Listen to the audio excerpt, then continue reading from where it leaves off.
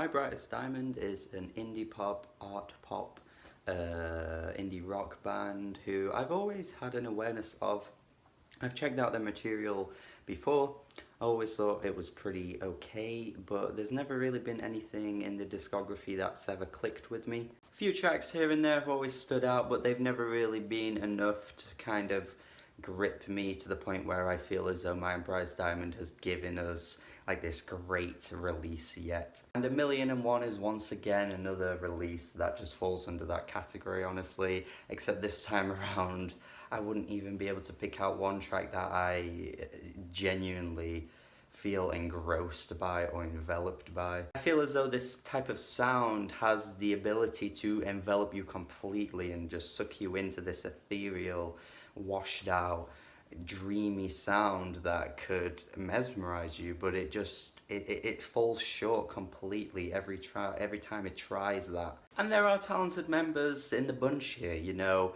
It's one of those occurrences where if I hadn't already heard this done hundreds of times way better, I would probably be able to pull apart something here and say, hey, this was great. But I have heard great albums in this style. I have heard singers that are equally as good, even though the singer here has a really lovely voice and some of these instrumentals are really dreamy. It's just not enough to win me over, to be honest. And the worst part is that this album actually dips in quality quite a few times as well, to some really low points, which makes it even harder to be sucked into this sound, because the tracks like the closing track are just completely limp. Like the instrumental is trying to go for a bit more of an upbeat tone. The synthesizers are a bit more, you know, crispier and a bit more umphier. Umphier isn't a word, but I decided to make it up. There's a bit more of a bass groove to it, is essentially what I'm trying to say. But it is just so void of any flavor. Like everything just feels kind of sucked out of the mix, and you've just got this really stale club beat, I guess you want to call it, with the boom boom boom boom. It just feels so empty, and I can't stress how this artist can't pull this kind of thing off. Like there is just nothing here that remotely sounds like it's being competently done by an artist that knows how to do this type of style and sound well. And actually, you know what, it might even be worse on tracks like Champagne.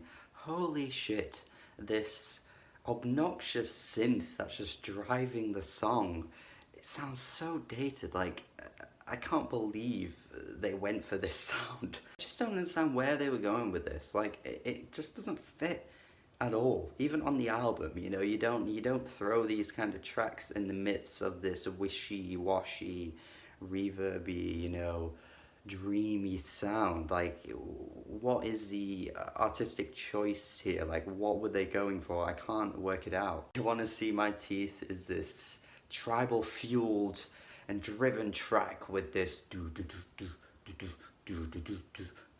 drum beat, which you will probably liken to Black Skinhead by Kanye West, even though I don't want to liken it to that, because, you know, it wasn't the first song to ever do that, but I can't help but think of that song when I hear this. It's such a weird approach to take the album. Like, it's not bad, like, it's not terrible, but it certainly just doesn't feel right, you know what I mean? Like, you know when you just hear something by an artist that perhaps should be doing something different, but this isn't what they should be doing. Try something new and be a bit more experimental, but refine your sound a little bit better than this. The thing is though, the album does actually start off with this synth-driven sound, with It's Me on the Dance Floor, so perhaps it's not completely surprising that there are tracks like that thrown around in the album, but it just starts off at such a weak point, because It's Me on the Dance Floor doesn't work at all for them either,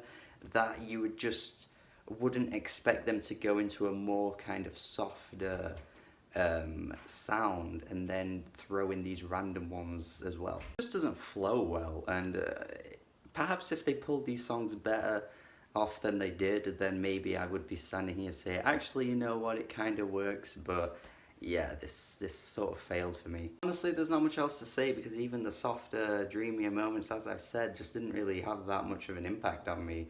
So these other tracks thrown in kind of leave a bit of a stale taste in my mouth. So overall, I'm just left thinking this is just completely average and dull and void of anything unique that I haven't already heard 100 times before, or maybe even 1,000 times before. I'm gonna go 5 out of 10.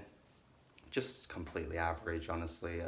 Maybe check this out though, because I feel as though some of these synth heavier tracks could click with some people, but for me it just doesn't really work. I would recommend it kind of, even though I'm standing here telling you I think it's a 5 out of 10, but I could just imagine there's a crowd of people that would really like this style of music, but